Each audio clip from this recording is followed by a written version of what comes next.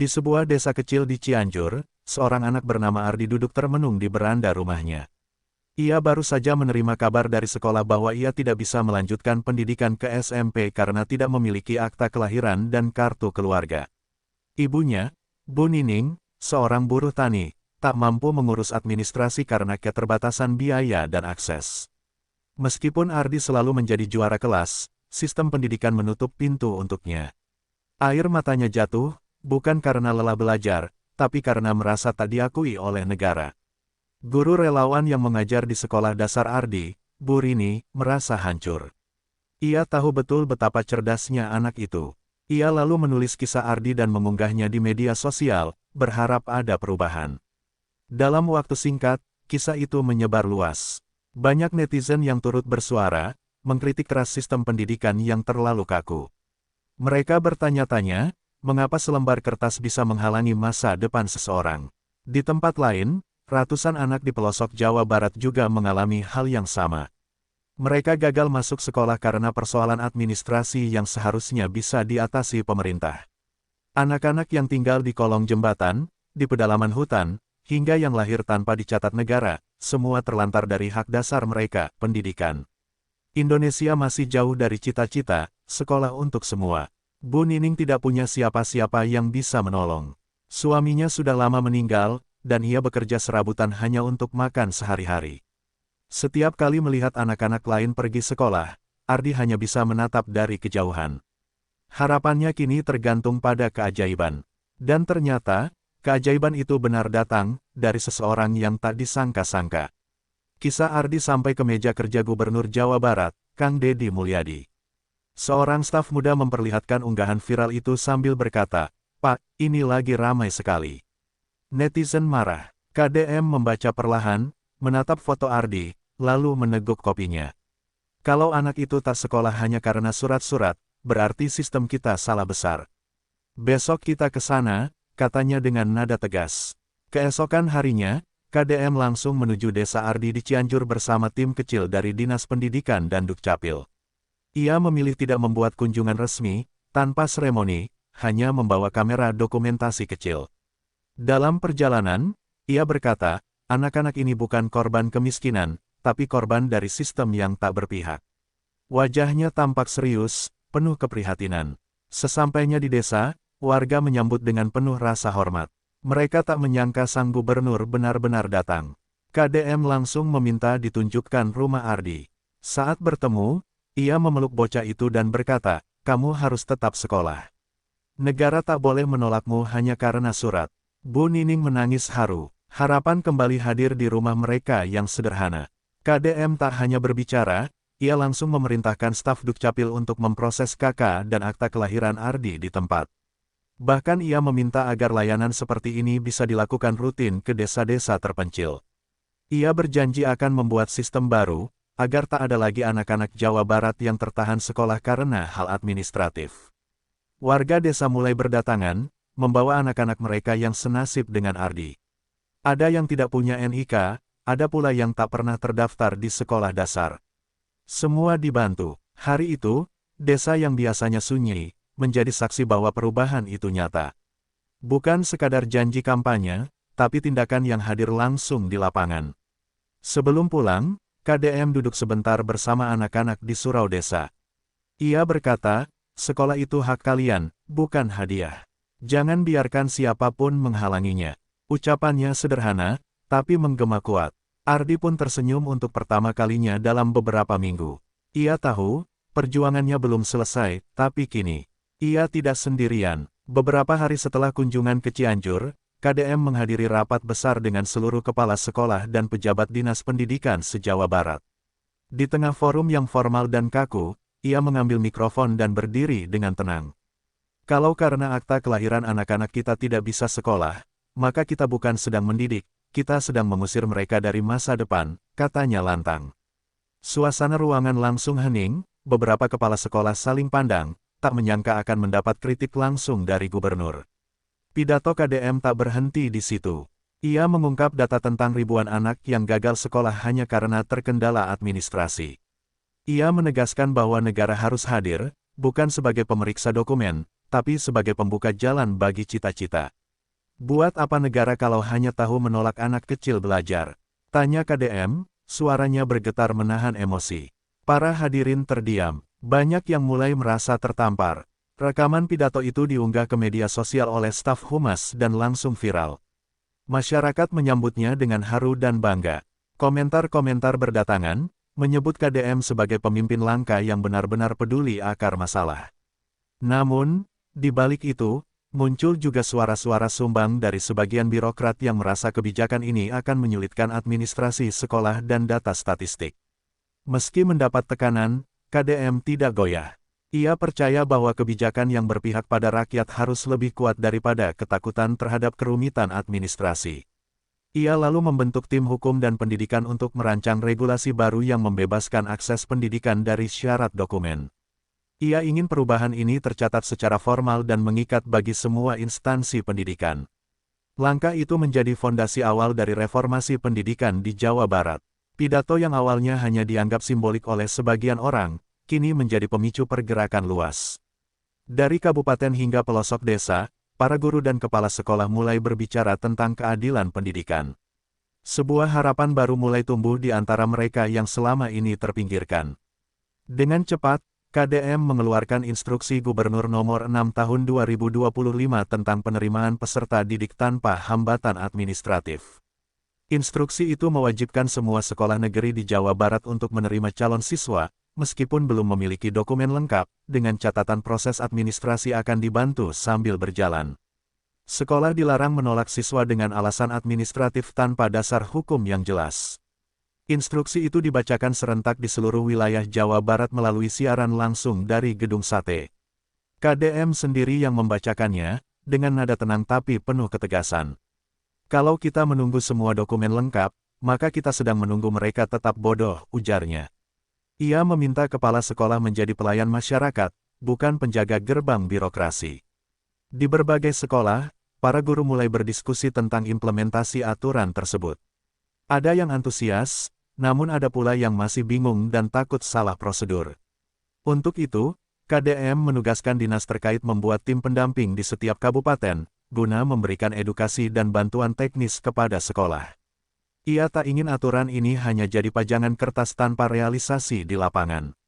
Media lokal dan nasional terus memberitakan langkah ini. Banyak orang tua dari keluarga miskin mulai mendaftar ulang anak-anak mereka ke sekolah.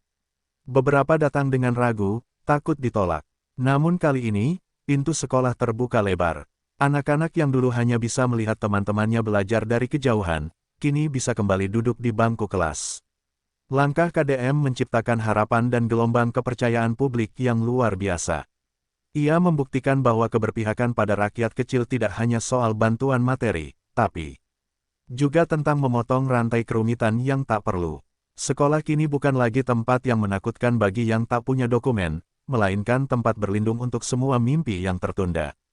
Meski dukungan masyarakat menguat, tak semua pihak menyambut baik kebijakan ini.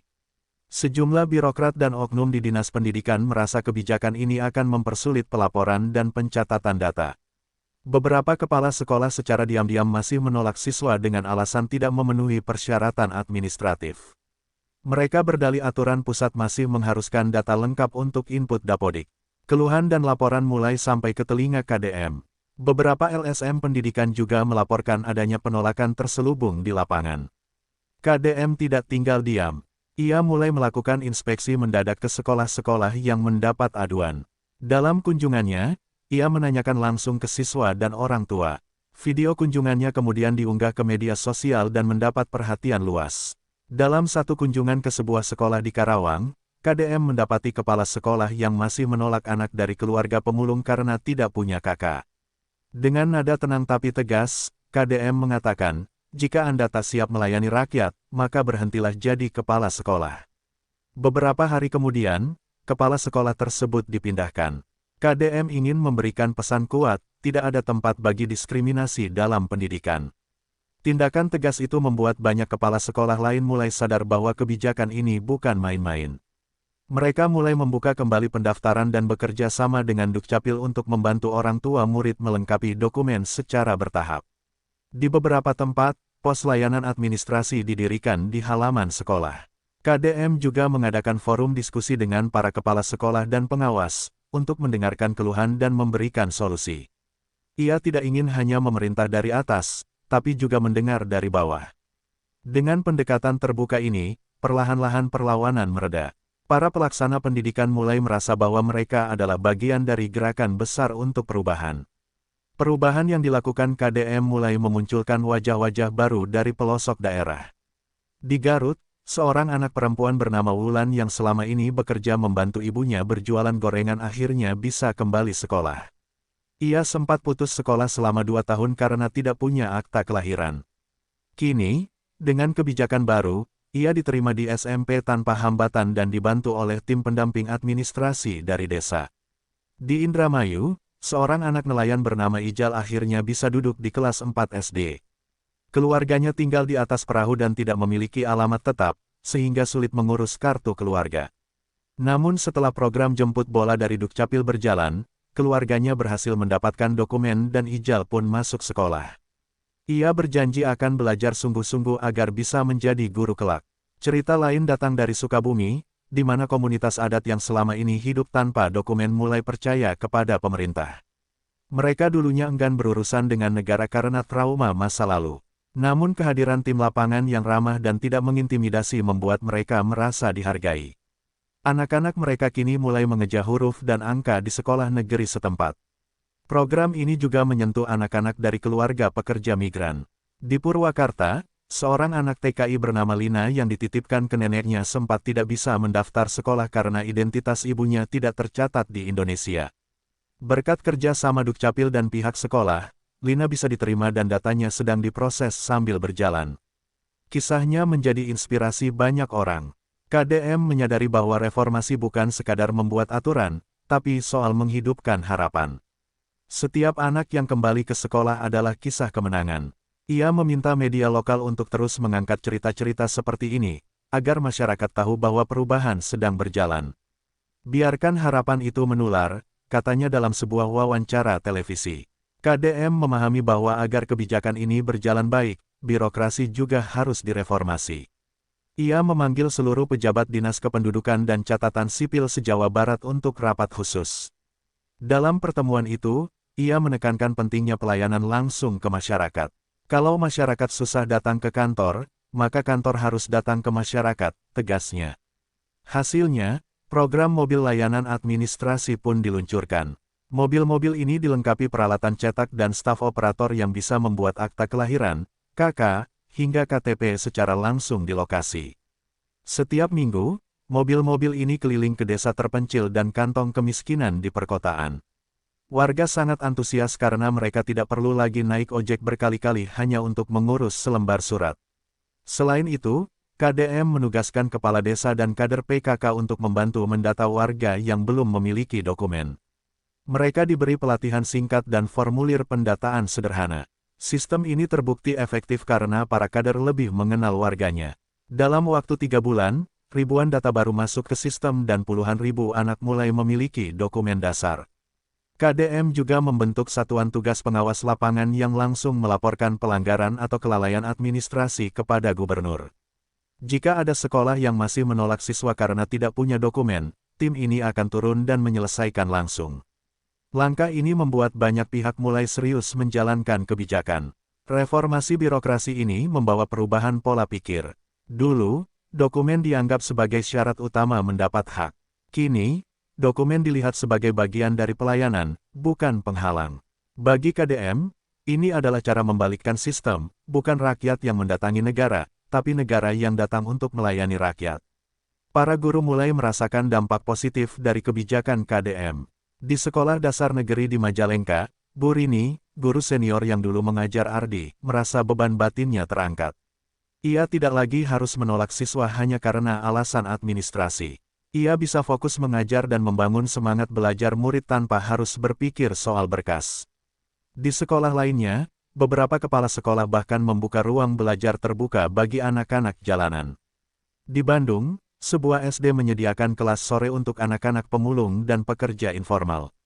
Meskipun belum semua memiliki dokumen lengkap, mereka tetap diajarkan membaca dan menulis. Kepala sekolahnya berkata, kalau kita tunggu semua beres dulu, mereka sudah keburu hilang. Guru-guru muda juga mulai menggunakan media sosial untuk membagikan kisah sukses siswa yang kembali sekolah.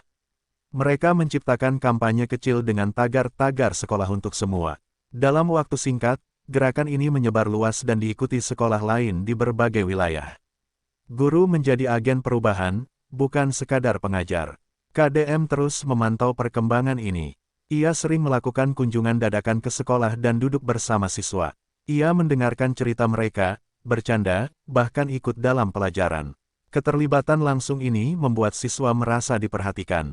Banyak yang mengaku termotivasi untuk belajar lebih giat setelah kunjungan gubernur.